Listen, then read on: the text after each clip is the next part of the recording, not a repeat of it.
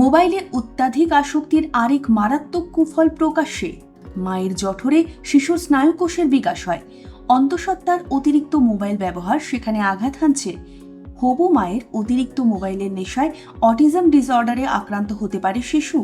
সাম্প্রতিককালে বিহারের শিশুরোগ বিশেষজ্ঞদের এই সন্দেহে শিলমোহর দিলেন বাংলার শিশুরোগ বিশেষজ্ঞরা। কলকাতা মেডিকেল কলেজের শিশুরোগ বিভাগের অধ্যাপক ডক্টর মিহির সরকার জানিয়েছেন, মাথায় রাখতে হবে অটিজম এক ধরনের নিউরো ডেভেলপমেন্টাল ডিসঅর্ডার। তাই মা যদি অতিরিক্ত স্মার্টফোন ব্যবহার করেন তবে তা প্রভাব ফেলতে পারে স্নায়ুকোষের গঠনে। মায়ের গর্ভধারণের প্রায় 3 সপ্তাহ পর গঠিত হয় শিশুর নিউরাল টিউব, পরবর্তীকালে যা মস্তিষ্ক এবং মেরুদণ্ডের রূপ নেয়। কলকাতা মেডিকেল কলেজের শিশুরোগ বিভাগের বিভাগীয় প্রধান ডক্টর কল্পনা দত্ত জানিয়েছেন, অন্তঃসত্ত্বা অবস্থায় মাকে জোরে জোরে কবিতা পড়তে বলা হয়। সরকারি হাসপাতালে আসা সদ্য মায়েদেরও আমরা বলি কবিতা পড়ো, গল্পের বই পড়ো। সারাক্ষণ স্মার্টফোন ব্যবহারের সবচেয়ে ভয়ঙ্কর দিক তুলে ধরছেন কলকাতা মেডিকেল কলেজের শিশুরোগ বিভাগের বিভাগীয় প্রধান। এখন অত্যাধুনিক টেস্টের মাধ্যমে অটিজম নির্ণয় করা যাচ্ছে, যে কারণে অসুখ শনাক্ত করা যাচ্ছে।